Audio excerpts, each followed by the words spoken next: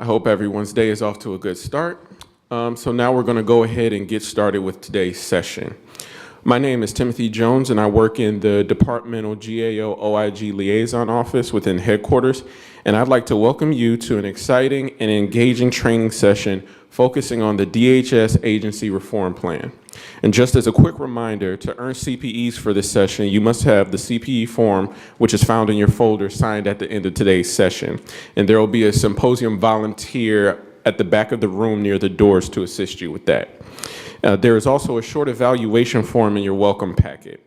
So all you have to do with that is fill in the name of this session along with your rating and turn it into the registration desk when you get ready to leave.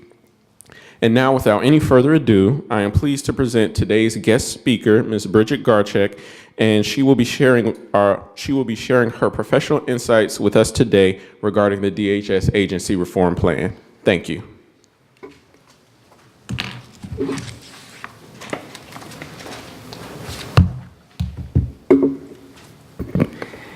Thank you, Tim. Good morning. I'm glad to be speaking to a morning crowd. Yesterday I spoke to the 2 o'clock crowd, which is quite a bit of a tougher crowd, right?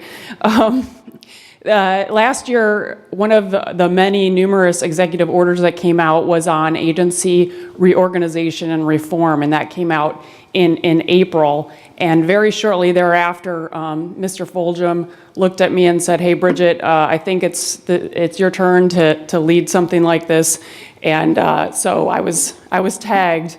I'd like to talk about agency reform in two respects. I'm sure many of you are here to learn about what we've been doing, what's been done since, and what will be going on in the future. But I also want you to think of this from the leadership standpoint whenever you're handed a large project, how to go about it and how to tackle it from a structural standpoint, because this is a very large project that had to be done very quickly. So if you could think of it in those two frames, I'd appreciate it. And I just did also want to ask, I know we have some DoD partners in the audience. Just if you don't mind raising your hand so that I can tailor it for more of a whole of government if I have any non-DHSers in the crowd. Any non-DHSers? Okay, great. We can keep it in the family then.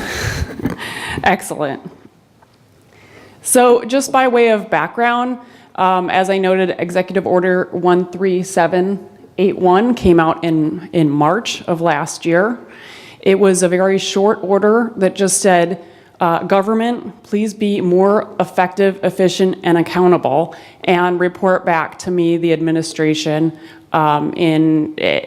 basically about a year later.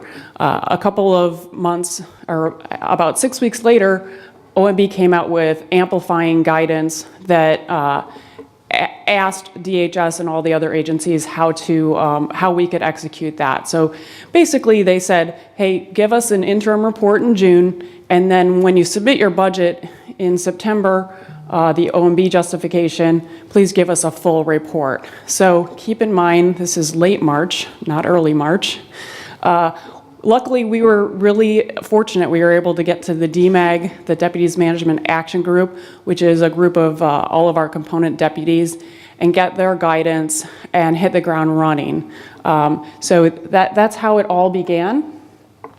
We also decided to put together a coalition. So the Organizational Effectiveness Working Group, or OEWG, was put together with executives from all of the components and each of the management lines of business, and then each of the offices in the offices of the secretary. So your privacy, civil rights, civil liberties, CIS, ombudsman, etc., OGC, OLA, OPE, see if I can get them all. So it was a very large group, but we managed to move forward. So the EO, these are actual quotes from the executive order itself. So you can see that this is a fairly large challenge, but many of us saw this as a great opportunity. This administration has certainly kept folks on their toes, and you can look at that in two ways. You can look at it as a challenge and something somewhat of a burden, or you can take it as an opportunity. And I think, I'd like to think that most of us did that across the federal government. So the executive order said, hey, why don't you just ask yourself, is what you're doing, are part of your missions appropriate for the federal government? Or the things that state and locals should do? Is this a federal government space at all? Could the private industry be doing it? So that was the first big question. The next couple have to do with just duplication, fragmentation, and overlap. Are there redundancies? Does one component do the same thing as another? Does one agency, one actual department do the same thing as another? And then how can we align the functions most appropriately?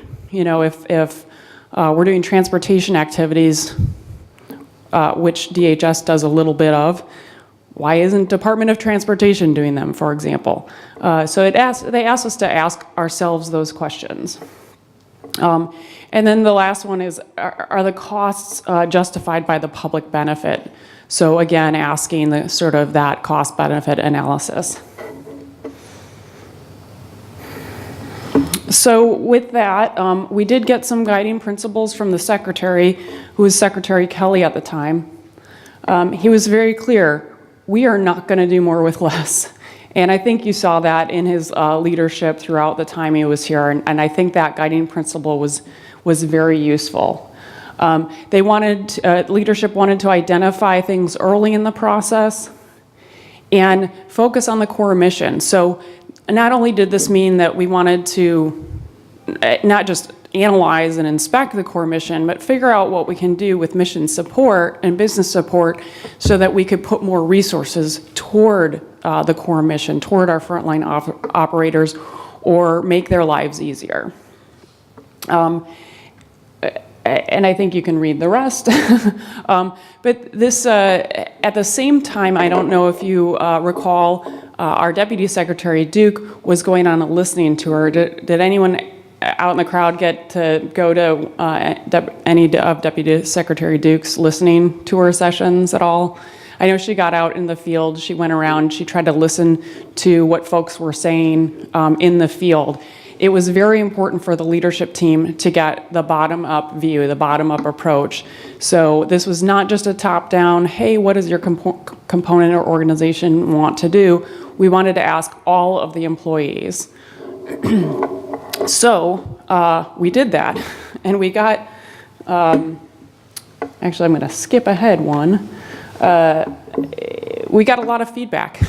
I don't know if any of you remember, but there was a survey that came out from Deputy Secretary Duke on May 5th or 9th, give or take, maybe 7th, last year, soliciting your input. And out of our 200,000 to 300,000 employees, we got about 2,400 ideas. Directly, we read each and every one of them. We analyzed each and every one of them. We characterized them. We asked ourselves, hey, was this just a single component issue? Is this an opportunity for more than one component? Is this an interagency issue? So we looked at those individually.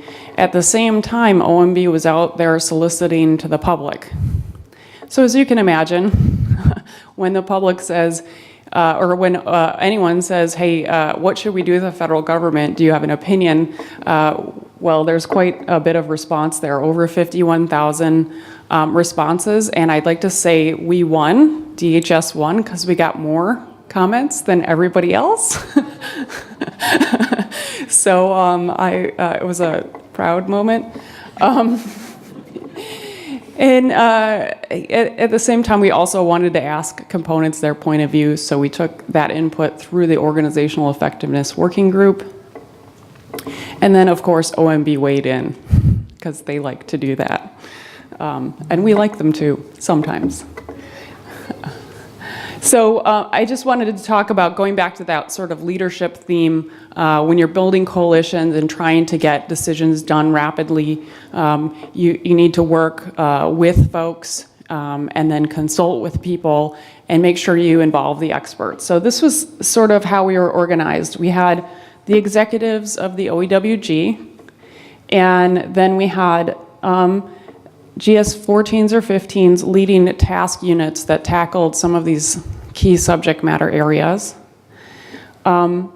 We also checked in with the Deputy Secretary and the Chief of Staff on a biweekly and monthly basis to make sure that we're on track. And then at key decision points, we went and talked to the DMAG. This was very important, and I had a great support staff that unfortunately left after the report was issued in September, but it was actually comprised of detailees for many of the components. So that was extremely helpful and a great opportunity for a lot of folks out in the components to come and help with this effort.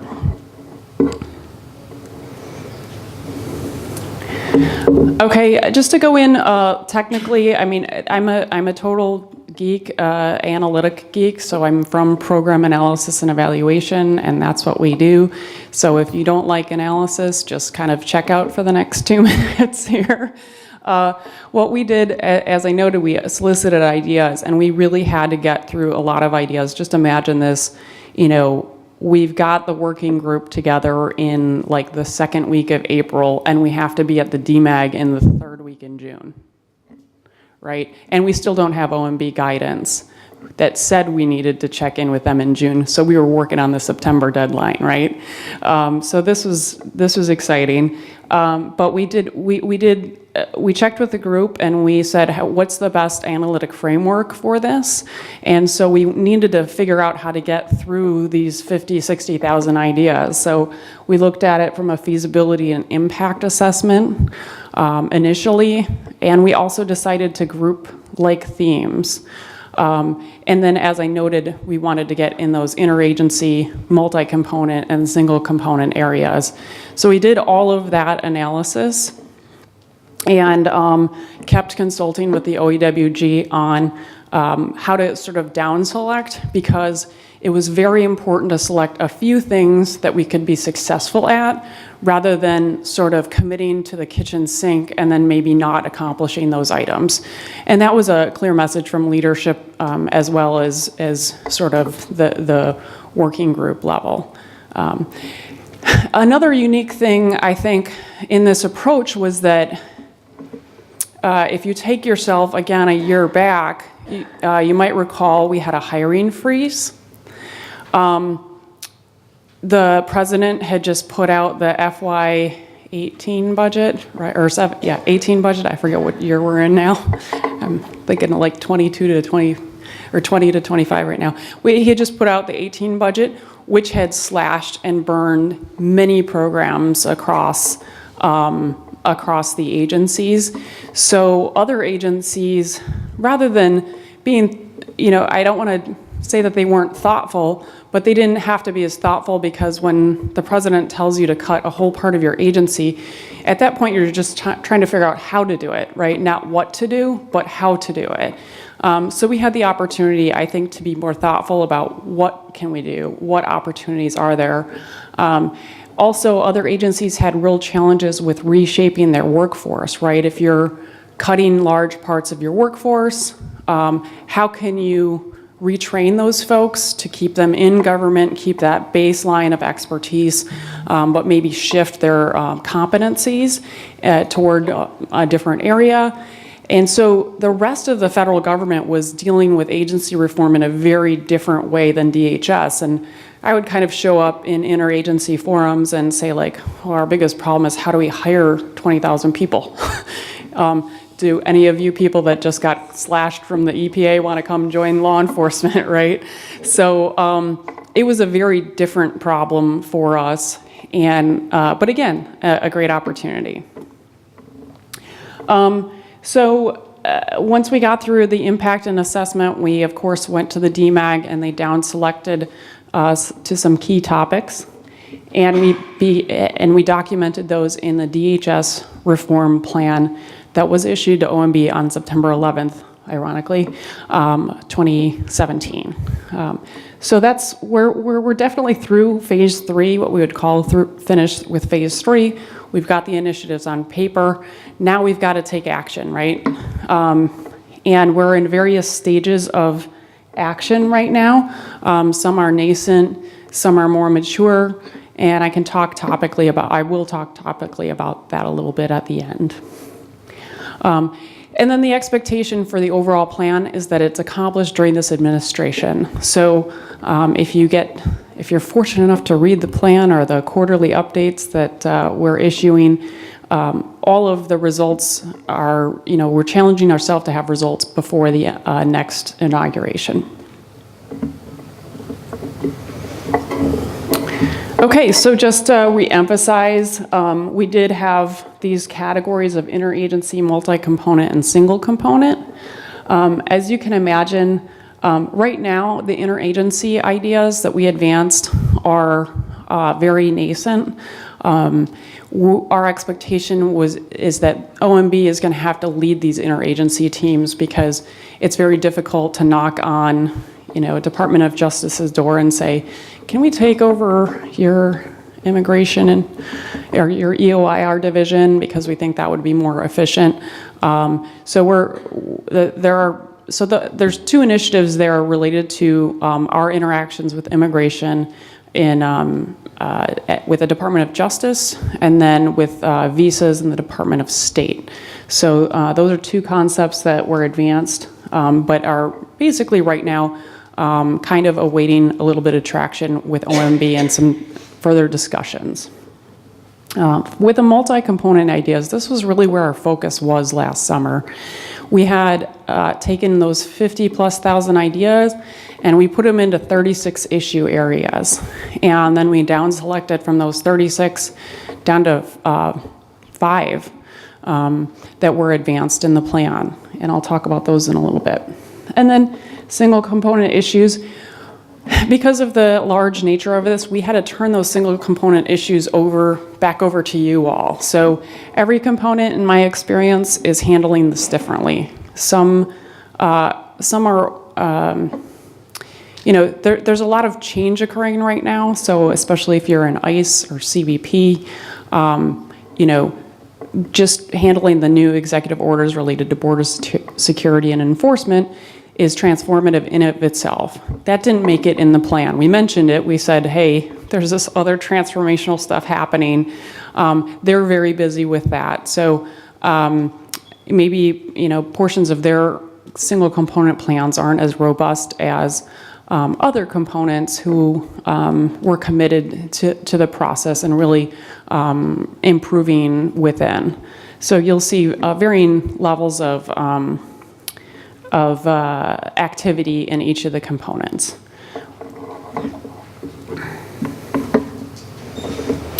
Okay, so I think this is the sort of wrap up. We did deliver the report on September 11th. I would encourage you to read, if you want to read it, I would encourage you to read the history section. One challenge I had when this project came up was I have a 14-year-old son right now. He's about to go into high school next fall, and he happens to be just about the same age as DHS, right, which is 15. And I use the analogy, if I ask my son to reform himself, it's a little silly, right? Because who is he? He doesn't even know who he is to begin with. And I do believe that our agency has been growing and changing rapidly and in a very positive way, and emerging into adulthood. And so it was even hard for me to say, let's reform, because let's form, right? So we were doing so many things already that are innovative and forward-leaning. Another line of business that is in my office is our performance management, and we just finished a round of strategic reviews, and it's really profound how everyone here in this audience is handling, massive growth of the traveling public, border crossings, natural and man-made incidences, and new and emerging threats, and cyber security and maritime security. So we're doing a lot of reforming that it's difficult to capture and communicate.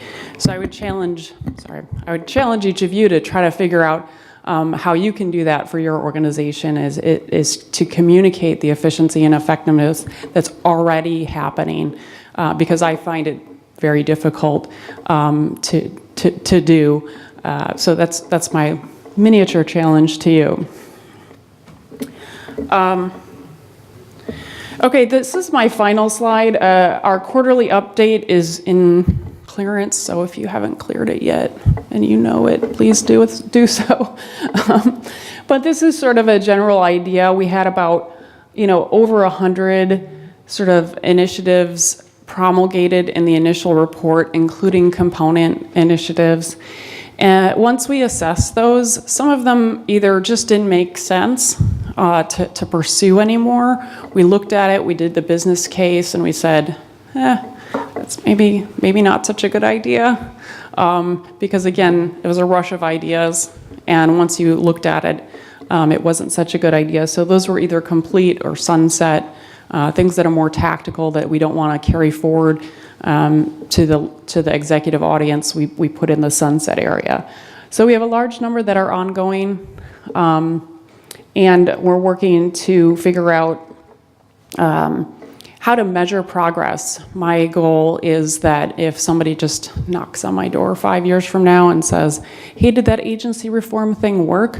I can say yes, and here's why. We've measured our progress. Here's where we were. Here's where we are now. And referring back to the history section, I think that you'll see all of the reform efforts that have occurred over the course of the 15 years of DHS history, and how we keep having some emerging themes. And those are themes for you to keep in mind as well, that I think came out in this reform effort as well. So I'm going to pause briefly and grab my notes. Just a second.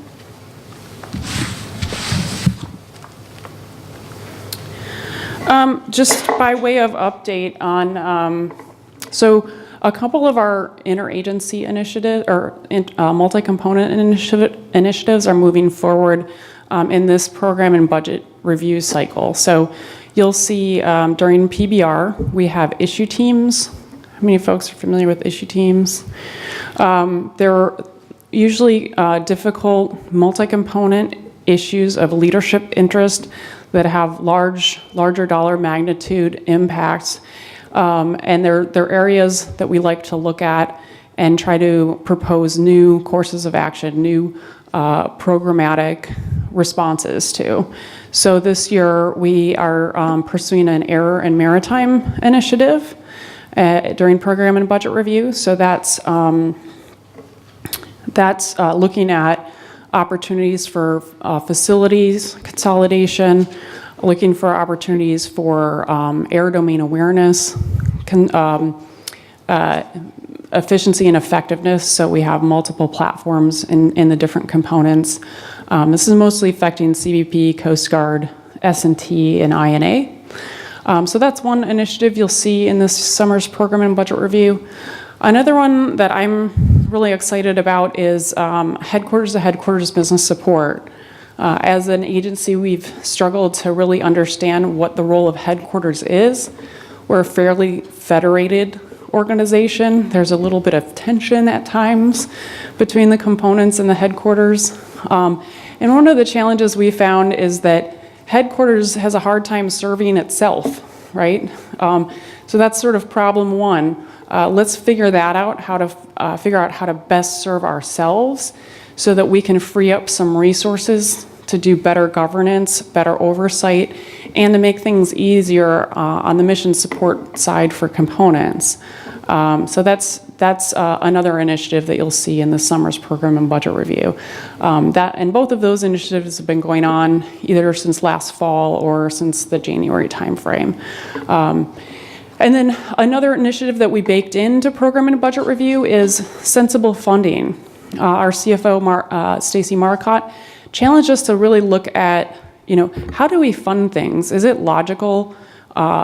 Is it always logical to ask for appropriated funds for a program?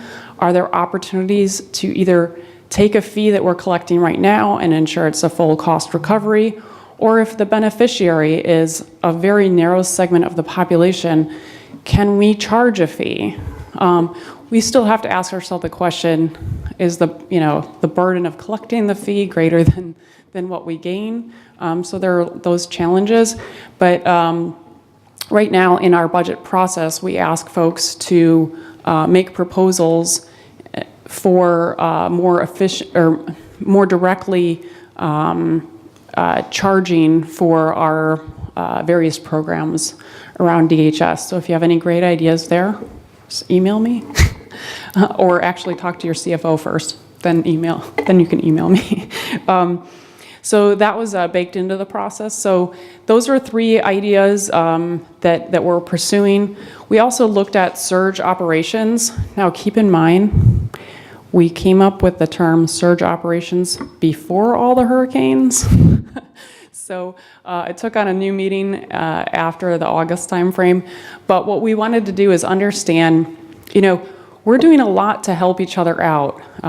ICE, Coast Guard, TSA, CBP, all get together to help the United States Secret Service when we have large events such as the papal visit or the Democratic and Republican national conventions. There's a lot of surge operations happening in the law enforcement space. There may be opportunities for surge operations in cyberspace. And of course, we saw how we surged for our natural disasters. So we looked at that and really determined that in general, we looked at it analytically, and the response from components was that you're well supported and that we've got that figured out pretty well. So that is an example of one thing that we sunset or called complete, because we looked at it analytically and said, I don't think there's more to do in this space unless we wanted to build a very large reserve force that in this budget environment would be frankly just too expensive.